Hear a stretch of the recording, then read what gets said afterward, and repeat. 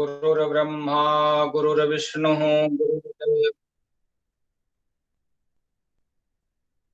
गुरुर्ब्रह्मा गुरुर्विष्णुः गुरुर्देवो महेश्वरः गुरु साक्षात् परब्रह्म तस्मै श्री गुरवे नमः। मित्रों, आज श्राद्ध के विषय में शास्त्रों का क्या मत है, अर्थात शास्त्र के विषय में, पुराणों का, स्मृति ग्रंथों का, वेदों का और महर्षियों के क्या वचन हैं, इस पर हम विचार करते हुए श्राद्ध की परिभाषा को देखें। क्योंकि श्राद्ध क्या है, इस विषय में बहुत से लोगों के बहुत सारे मत देखने को मिलते हैं, लेकिन मेरा मानना है कि इस विषय को केवल वेदों से, स्मृति ग्रंथों से, महर्षियों से और पौराणिक वचनों की दृष्टि से ही देखा जाए तो हम उसके मूल स्वरूप को समझ सकेंगे। तो श्राद्ध की परिभाषा में जब हम जाते हैं तो हमें मिलता है कि श्रद्धया पितॄन् उद्दिश्य विधिना क्रियते यत् कर्म तत्श्राद्धम्। इसका अर्थ है कि पितरों के उद्देश्य से विधि पूर्वक जो कर्म श्रद्धा से किया जाता है उसे श्राद्ध कहते हैं। इस परिभाषा में तीन चीजें आई: पितरों के उद्देश्य से, विधि पूर्वक माने शास्त्र विधि का पालन करते हुए, श्रद्धा से उस कर्म का संपादन। तो श्रद्धा आ गई, विधि आ गई और उसके बाद इसमें उद्देश्य तो पितर है ही। तो इन तीनों का जहां संकलन हो रहा है, जहां समावेश हो रहा है, जिस प्रक्रिया पद्धति में इन तीनों का आयोजन हो रहा है उसको श्राद्ध कहते हैं। यह श्राद्ध की एक परिभाषा। लेकिन कुछ परिभाषाएं श्राद्ध शब्द की निष्पत्ति के आधार पर भी प्राप्त होती है। जैसे श्रद्धार्थम इदम श्राद्धम, बस एक परिभाषा मात्र इतनी ही है, श्रद्धार्थम इदम श्राद्धम। दूसरी परिभाषा है श्रद्धया कृतम संपादितम इदम। तीसरी परिभाषा है श्रद्धया दीयते यस्मात् तच्छ्राद्धम। और चौथी परिभाषा है श्रद्धया इदम श्राद्धम। इन सब का अर्थ अगर देखा जाए तो इनका अर्थ आप इस प्रकार कर सकते हैं कि अपने मृत पितृगण के उद्देश्य से श्रद्धा पूर्वक किए जाने वाले कर्म विशेष को श्राद्ध शब्द के नाम से जाना जाता है। यह परिभाषा भी पहले बताई गई जो परिभाषा है लगभग उसी के समान हमें प्राप्त होती है। पितरों का उद्देश्य हो गया, इसमें श्रद्धा भावना के साथ यह एक कर्म विशेष है, विशेष प्रकार का कर्म।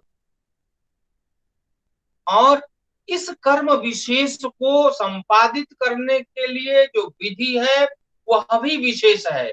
तो उस विशेष विधि के द्वारा इस कृत्य का संपादन किया जाए, इसलिए इसे हम श्राद्ध कहें।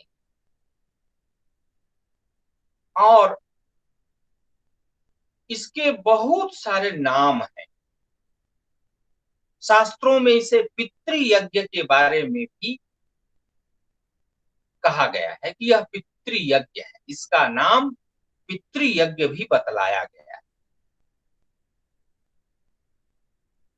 इसका वर्णन मनुस्मृति, धर्मशास्त्रों, पुराणों, वीर मित्रोदय, श्राद्ध कल्पलता, श्राद्ध तत्व, पितृदयिता आदि अनेक ग्रंथों में प्राप्त होता है। महर्षि पराशर के अनुसार देश, काल तथा पात्र में भविष्यादि विधि द्वारा जो कर्म तिल, यव और दर्भ तथा मंत्रों से युक्त होकर श्रद्धा पूर्वक किया जाए वही श्राद्ध है। देशे काले च पात्रे च विधिना हविषा च यत् तिलैर्दर्भैश्च मंत्रैश्च श्रद्धया तिलैर्दर्भैश्च मंत्रैश्च श्राद्धम स्यात् श्रद्धया युक्तम। ये कूर्म पुराण का वचन। कूर्म पुराण कहता है कि देशे काले च पात्रे च विधिना हविषा च यत् तिलैर्दर्भैश्च मंत्रैश्च श्राद्धम स्यात् श्रद्धया युतम्। अर्थात स्पष्ट है इसका अर्थ, देश, काल, पात्र। देश माने स्थान, जिस स्थान पर हम हैं वह देश, क्षेत्र। काल यानी समय। पात्र माने आप सभी लोग जानते ही हैं, पात्रता का निरूपण बताया गया है इससे पूर्व के रिकॉर्डिंग में। उसमें भविष्यादि विधि द्वारा, इसमें बराबर पात्रता का विचार है। पात्रता का विचार शास्त्रों में प्रतिपादित है। अधिकारिता के विषय की बात दूसरे वीडियो में हो चुकी है, और यहां भी पात्रता की बात, क्योंकि पात्रता का विचार यदि नहीं करेंगे तो कर्म सिद्ध नहीं होगा। इसलिए देश, काल, पात्र तीन चीजों का ध्यान रखते हुए भविष्यादि विधि द्वारा जो कर्म तिल, यव और दर्भ कुश तथा मंत्रों से युक्त होकर किया जाए, उसमें श्रद्धा समन्वित हो तो वह श्राद्ध कहलाएगा। उसके आगे महर्षि बृहस्पति और श्राद्ध तत्व में वर्णित महर्षि पुलस्त का वचन मिलता है। उनके अनुसार जिस कर्म विशेष में दुग्ध, घृत और मधु से युक्त सुसंस्कृत, सुसंस्कृत का मतलब कि सम्यक तरीके से संस्कार किया हुआ। संस्कृत शब्द का अर्थ होता है संस्कार जिसमें कर दिया गया, अर्थात सम्यक तरीके से जिसमें संस्कार कर दिया गया। एक तो संस्कार होता है कि एन केन प्रकारेण कर दिया। जैसे प्राय हम लोग देखते हैं कि भाई यह काम करना है, तो उसको एक आदमी होता है जो किसी भी तरीके से कर देता है, और एक आदमी होता है जो बड़ा मन लगा के बड़ी श्रद्धा के साथ उस कार्य को संपादित करता है। उसको कहते हैं सुसंस्कृत, सम्यक तरीके से संस्कार किया हुआ। सुसंस्कृत माने अच्छी प्रकार से उत्तम व्यंजन को श्रद्धा पूर्वक पितृगणों के उद्देश्य से ब्राह्मण आदि को प्रदान किया जाए उसे श्राद्ध कहते। संस्कृतम व्यंजनाद्यम च पयो मधु घृतान्वितम श्रद्धया दीयते यस्मात् श्राद्धम तेन निगद्यते। यह वचन मिलता है। इस वचन के आधार पर मैंने ये दूसरी परिभाषा आपके समक्ष प्रस्तुत की। अब ब्रह्म पुराण में देखते हैं तो ब्रह्म पुराण में श्राद्ध की परिभाषा लिखते हैं कि देशे काले च पात्रे च श्रद्धया विधिना च यत् पितॄन् उद्दिश्य विप्रेभ्यः दत्तम श्राद्धम उदाहृतम्। अर्थात देश काल और पात्र में विधि पूर्वक श्रद्धा से पितरों के उद्देश्य से जो ब्राह्मण को दिया जाए उसे श्राद्ध कहते हैं। कूर्म पुराण इसके विषय में कहता है कि जो अनेन विधिना श्राद्धम कुर्याद वै शांत मानसः यपेत कल्मषो नित्यम याति ना वर्तते। मित्रों, श्राद्ध की परिभाषा को देखने से यह स्पष्ट होता है कि श्राद्ध में देश काल और पात्र का विचार है।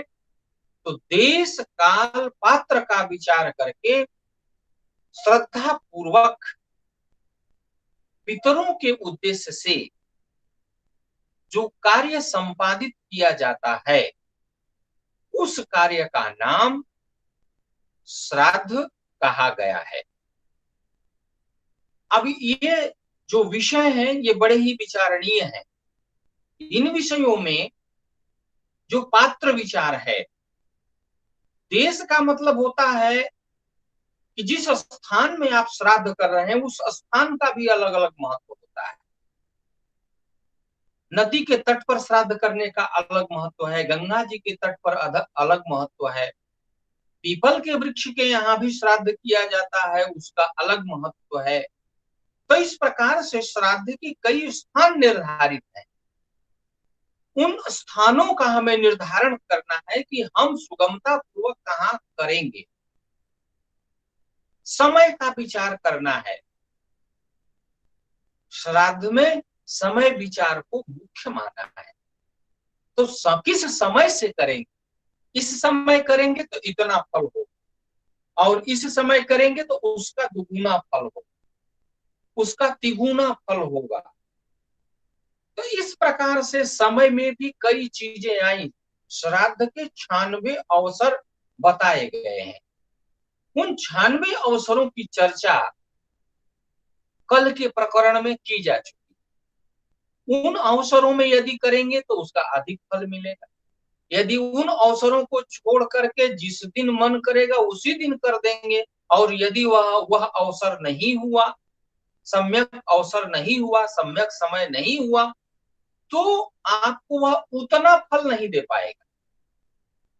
इसलिए काल का विचार अवश्य ही करना है। ऐसा नहीं कि जब हमारे पास टाइम है इसलिए हम करते। आजकल यही होता है, लोग ये सोचते हैं कि हमारे पास जब समय हो उस समय से हम कार्य करें, लेकिन कार्य का समय शास्त्रों में निर्धारित है। उस कार्य को उस समय से करना पड़ेगा जब उसे बताया गया। यदि आप इसका विचार नहीं करेंगे तो कार्य का फल तो मिलता है, क्योंकि किसी भी कार्य का कर्ता को फल अवश्य मिलता है, यह शास्त्रीय सिद्धांत। परंतु वह फल अधिकाधिक मिले इसकी अपेक्षा भी कर्ता को होती रहती है कि भाई हम इन सारे चीजों का व्यय कर रहे हैं, और इसके आधार पर यदि हम अधिक से अधिक पुण्य फल ले सकें तो हमारे लिए तो वह श्रेयस्कर है। अपने श्रेयस्कर बातों का सभी लोग चिंतन करते हैं, इसलिए प्रत्येक कर्ता को काल विचार भी करना। दूसरा, पात्र विचार। हम कोई भी चीज दे रहे हैं तो उसमें जो दे रहे हैं, जिसको दे रहे हैं उसके अंदर वो पात्रता है, पात्रता का भी विचार करना। क्योंकि पात्र में अगर किसी चीज को नहीं देंगे तो वह सुरक्षित नहीं, अपात्र में दे देंगे या छिद्रयुक्त पात्र में दे देंगे तो छिद्रयुक्त पात्र में दिया हुआ जो पदार्थ है वह पदार्थ नीचे से नीचे से क्षीण हो जाएगा, समाप्त हो जाएगा। इसलिए पात्र का विचार करना। तो देश काल पात्र का विचार करके श्रद्धा पूर्वक पितरों के उद्देश्य से जो कर्म किया जाता है उसे श्राद्ध कहते हैं। यह श्राद्ध की सम्यक परिभाषा है, समस्त प्रसंगों को देखने से यही ज्ञात होता है। मित्रों, श्राद्ध करने से कल्याण कैसे होता है, इस विषय की चर्चा हम अगले एपिसोड में करेंगे। यहाँ पर मैं केवल श्राद्ध की परिभाषा आपके समक्ष प्रस्तुत करते हुए अपनी वाणी को विराम देता हूँ। बहुत बहुत धन्यवाद। नमस्कार।